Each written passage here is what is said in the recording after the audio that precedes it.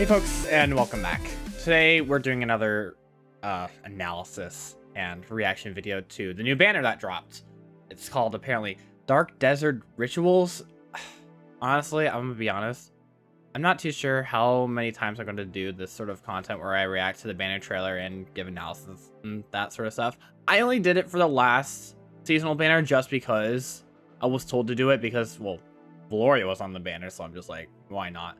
But this one, I'm not too sure. I just wanted to at least give you guys a reaction and just my two thoughts on it, see how it goes. Since the last one did decently well, I thought I'd at least give you another chance at seeing what I would do with this when it's not a unit that I'm super into. At least that I know of. I don't know. We'll see. I'm not too sure. But let's just get started. I'm gonna remember to close my eyes this time. I will remember. The Scorching, yeah. The Scorching Heat of the Plaguing Desert. Yeah, no, there's definitely a Tharja alt here somewhere. Oh, there it is. This is the garb of my homeland. I think it suits me. Don't you? Perhaps, yeah. A flying dancer, or no, why did I say dancer? No. Okay. Well, she's definitely not a D-mode, I think. How would you like to die? They're really out here pulling a seasonal for Plegia. Oh. Katarina? My name is Katarina. Shit. You might not recognize me. These are Plegian clothes. Really? I would not have expected that. That's for sure. And she's actually got a perf. Wow, she's actually probably decent for once. Okay. It's over now. Jeez. Huh, well, there you go. I don't even know what this festival is about. But I heard there was a I definitely didn't expect Raphael. I was thinking it was Donald, but you know what? This is fine too. Oh, he's a demo as well? No way. Huh, well, there you go. Dorothea and Lene? Let's show off our moves. Wow. Okay. I didn't expect lose. that one. They are dancers too. Okay. Huh. I don't mind that at all, one bit. So she has two alts, and Lena's the other half of the harmonic. Okay, I'll be honest, I didn't expect that one. Jeez. Huh. With this dance, you'll be enchanted. Is this another? Oh. Where to? Wait, am I just dumb or, you know, I'll pay attention to it after this time. Because I'm usually just doing the reaction part first and then we look at everything, so.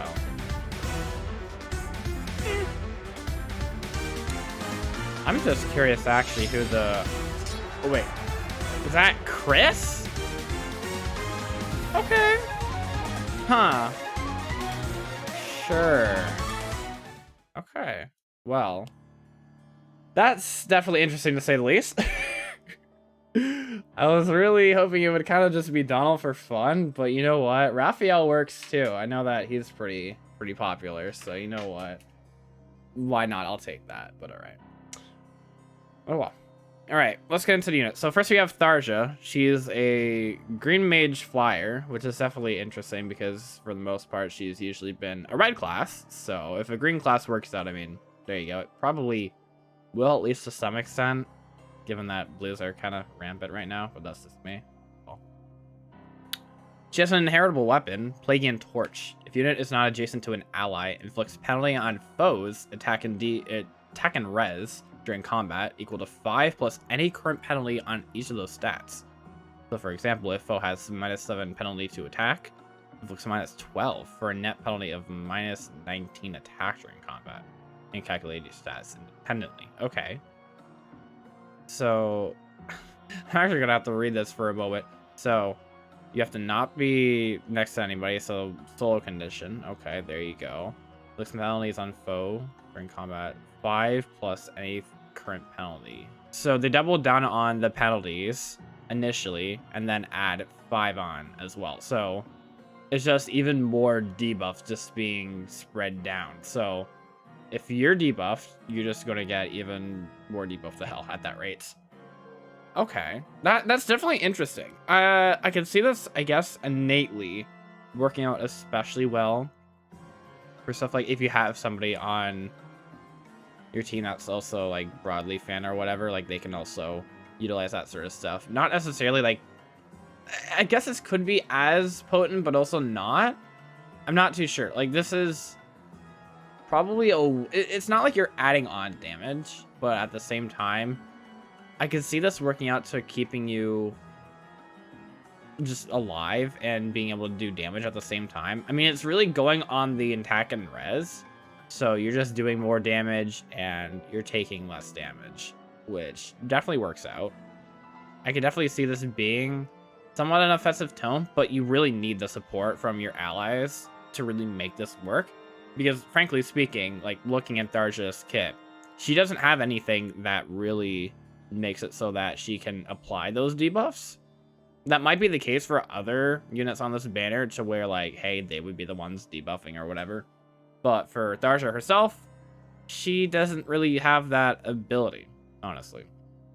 So this is definitely reliant on team support and that sort of stuff. If you can get at least an ally, say like duo Micaiah to at least get dominance and all that stuff, or at least using her duo skill to apply some debuffs and all that, for example, or just using other people with chills, sabotages, ploys, whatever you can really get off. Those are going to be, frankly, your best friends here. And I can see this definitely working out, especially for like a support unit that really just heavily does those debuffs. So I can definitely see this working out, especially maybe, since I mean, it's very debuff dependent. This probably does perhaps have some place in Aetherites, for example, possibly on defense, but I don't know. I'm not too sure. I don't know. At least just looking at it on paper, it looks like it can work out, but otherwise, you never know.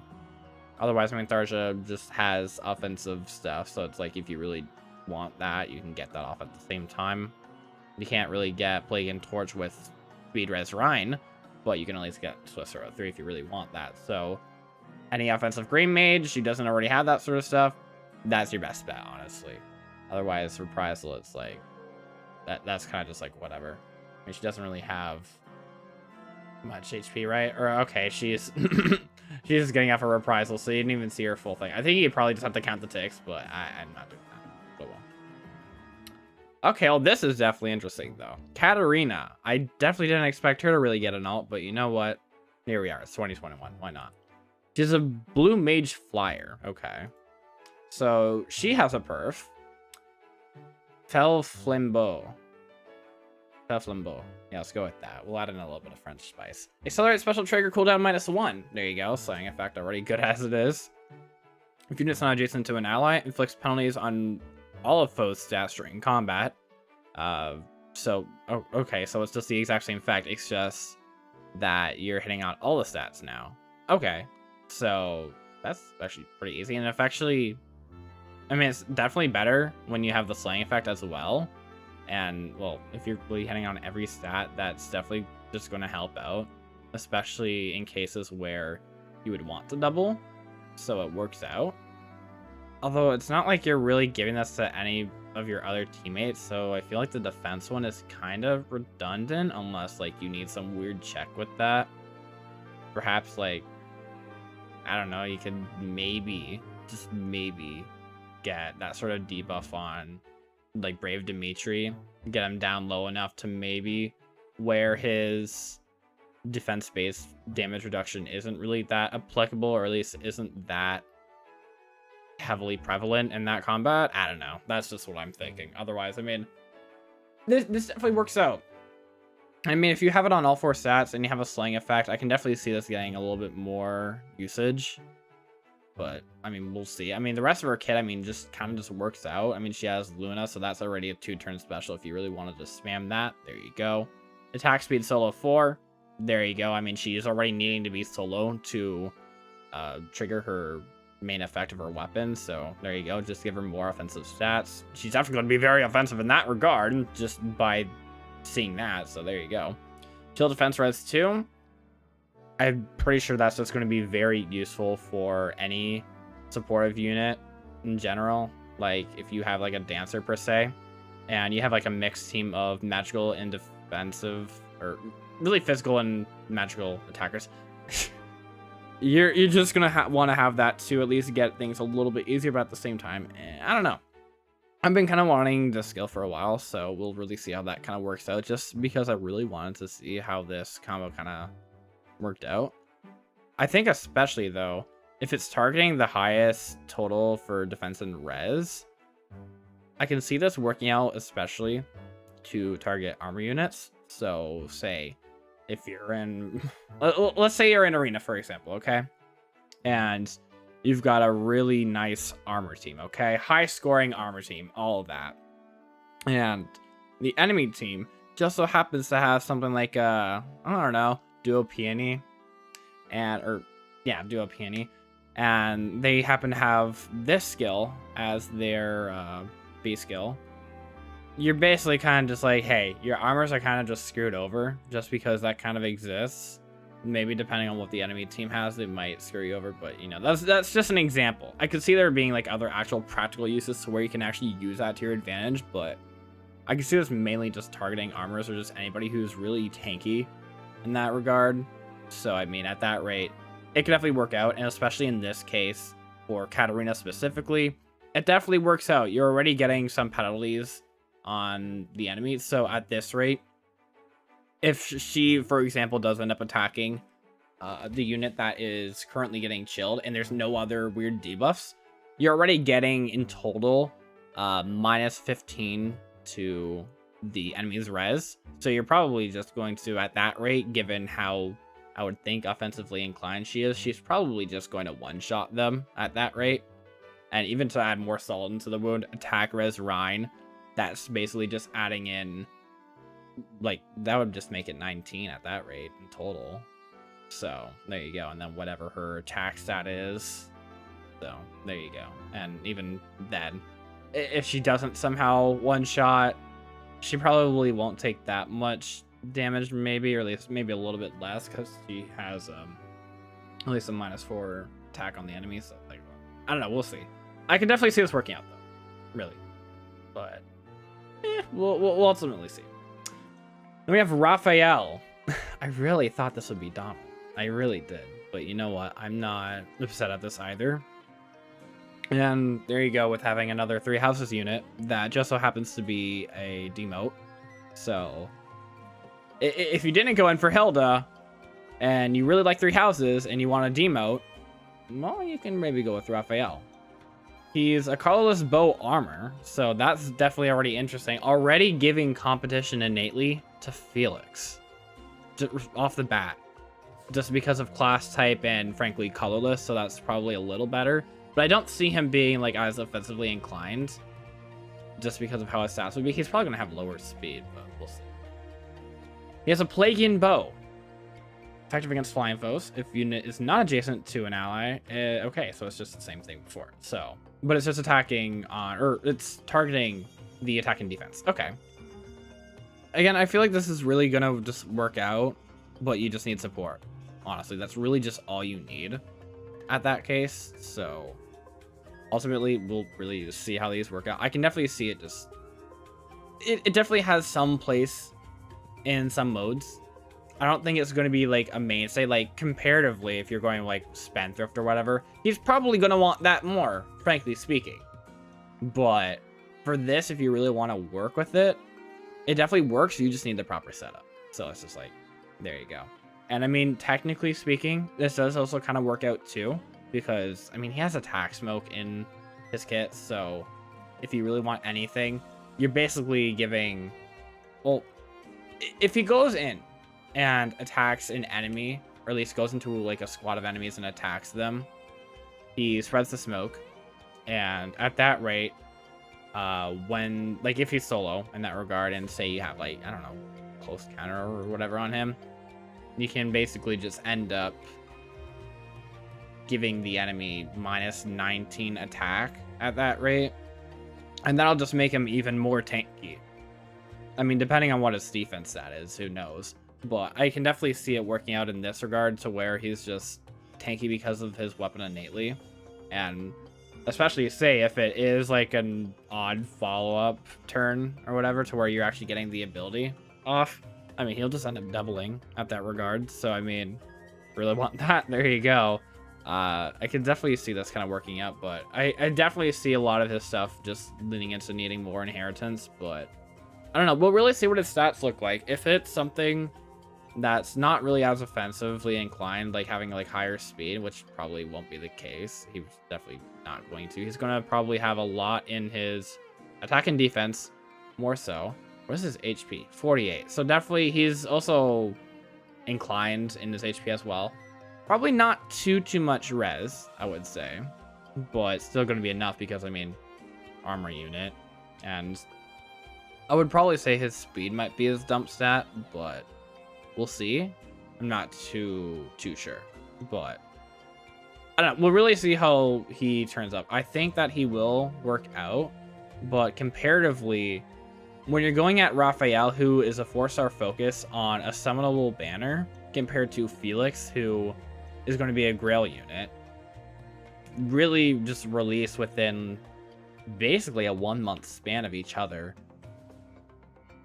I mean, Felix is probably going to be inherently the better unit just because he's free and Raphael isn't.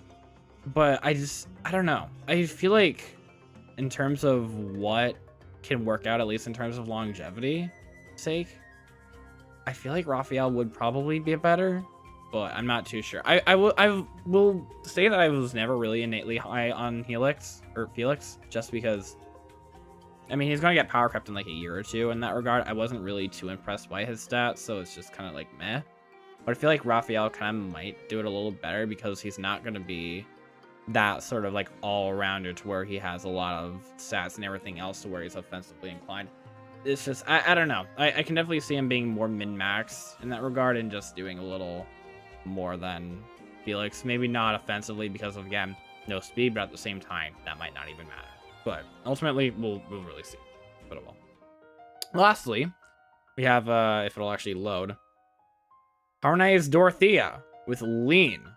So, I'll be honest, I never really thought that Lene would actually get an ult in this regard, or at least, well, you know, at least being on a Harmonized, but at the same time, I can see where it makes some sense. But Dorothea really out here pulling out 2 seasonals, and yet doesn't have her base form in the game yet. That I find is a little bit interesting and a bit funny, but it definitely works out, at least in some regard. They are a red mage flying dancer, and their weapon is Fell Candelabra? I forget. I know that's that's the one weapon that Winter Tharja had, so finding it on Dorothea like this, I mean, especially on like a Plegia-themed banner, I mean, it makes sense, but at the same time, I find it a little bit funny. It grants attacks +3 innately, so there you go. A start of turn, if any foes have the highest attack, speed, defense, or res on the enemy team, inflicts -6 on those foes' corresponding stats during their next action, or through their next action. Okay. That's definitely very interesting. I mean, comparatively speaking to the original Candelabra, you basically just had it to where you were just getting +2 to all stats on enemy phase. That's it. But this is like a whole different thing. It's a pure supportive weapon, which I definitely see kind of works out. And especially, I mean, like I was saying before, there's probably units on this banner who give debuffs easier to where those units that actually need to hit on those debuffs and get like the infliction for their weapons. I mean, you have it in Dorothea basically. At that rate, you're just inflicting whomever with -6 to like their highest visible stats depending on who has it. So again, at that rate, you're hitting on somebody who has higher BST at that rate. So armors are probably going to get hit in like 3 of these stats. 2 or 3, I would say.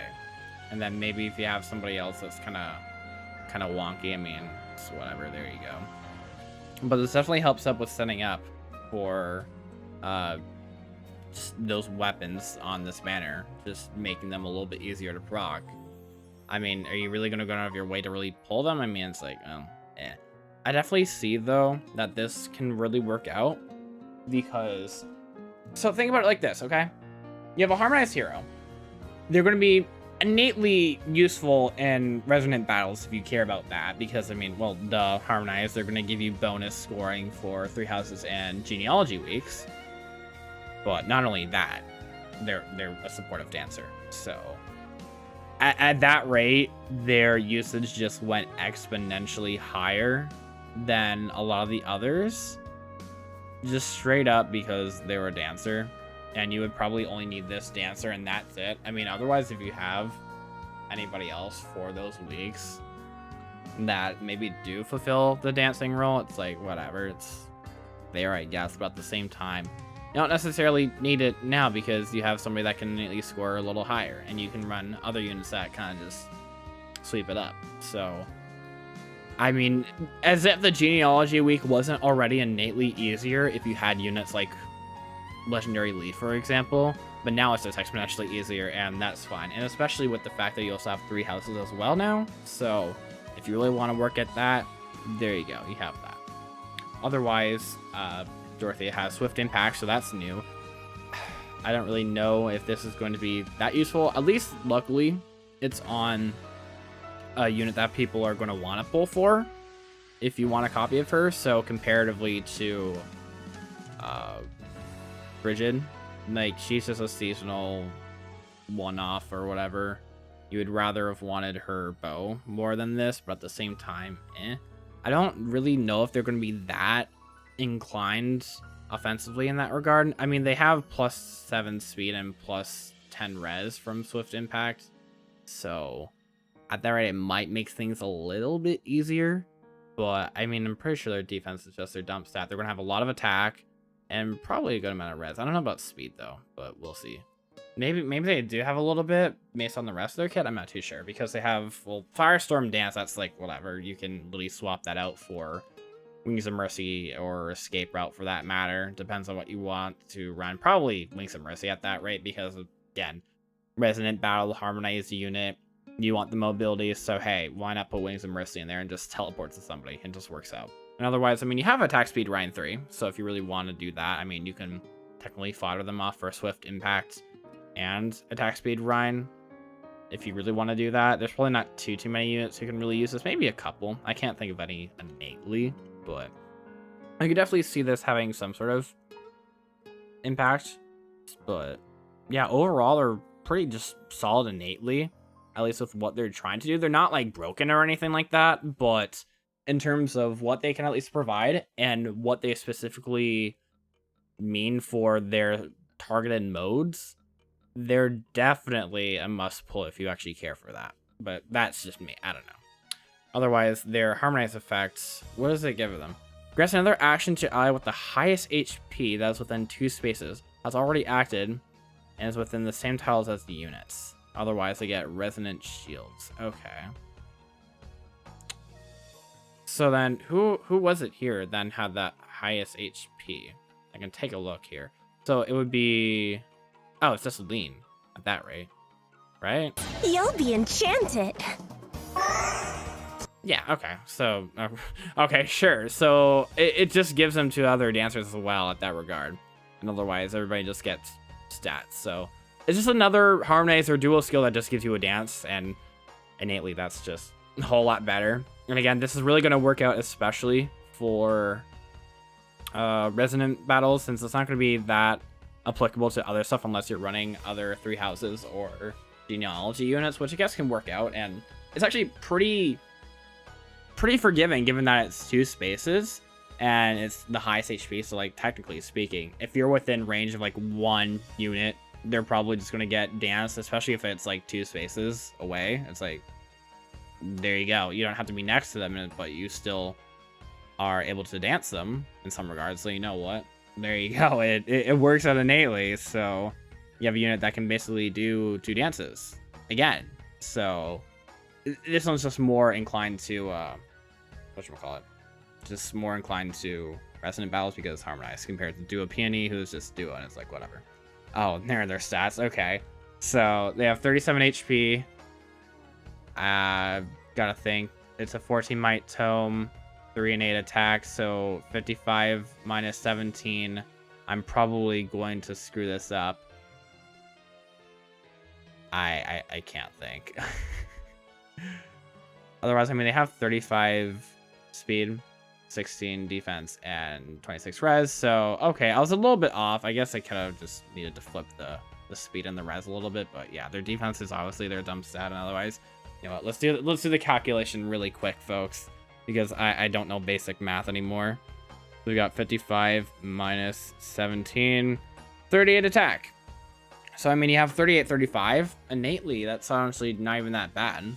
If you really want to use them, at least in some offensive regard. I mean, at that case, you have, say, what is it? You get 4 from the Rhine, 7 from Swift Impact, and you have 35 innately. That'll give you effectively along the lines of mid-40s speed, I believe.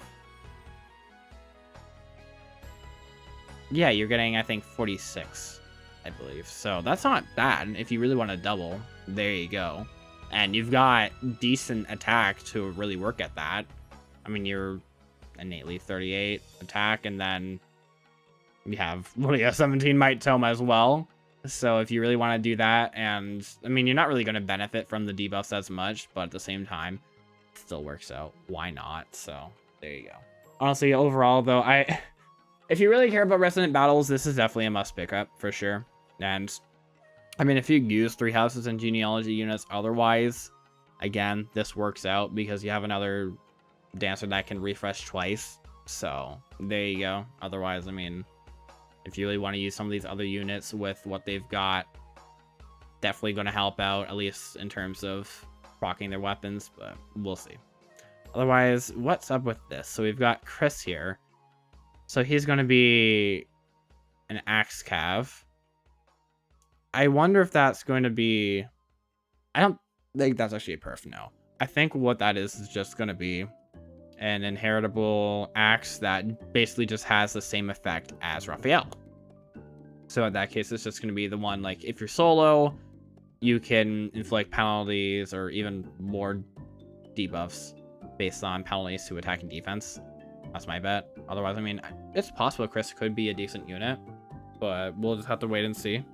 Otherwise, yeah, it's definitely an interesting banner. I know I'm definitely not pulling on it because I totally didn't go all in for Valoria and partially got burnt, partially didn't, but otherwise, there you go. I mean, for those who really want these characters, I know a lot of people wanted another Tharja ult, so there you go. And I know one person specifically who really loves Katarina, so shout out to Alex. You guys have a Katarina ult. I'll be honest, I kind of doubted it at first, but you know what? You got it, so you know what? I'll concede. There you go. Congratulations, you got yourself an ult. And for anybody else who really wants more 3 houses units, there you go. Dorothea got a second seasonal ult, and Raphael's finally in the game. And he's a 4-star focus. So overall, there's decent stuff to really pull on this banner if you really care for this stuff. Otherwise, must pulls, it's literally just going to be Dorothea. And otherwise, everything else is kind of just optional. If you really want to get yourself a copy of Raphael for 4-star focus sake, go for it on that rate. Otherwise, Kris could definitely work out, especially as Gen 5 free Axe Cav. We haven't had a free Axe Cav in a good while, thinking about it, actually, so there you go. That can definitely work out, depending on how his stats are. You never know. But, oh well. Anyways, that's going to be it for me. If you enjoyed this sort of analysis, reaction sort of thing, let me know in the comments below. And feel free to like and subscribe if you want to see more of my content. Working on other stuff that's coming out soonish, but I wanted to give you guys a little something meanwhile. Otherwise, that's going to be it. If you want to chat, come by the Discord, link in the description below, and yeah, I'll see you guys soon. Thanks for watching, everybody. I appreciate it.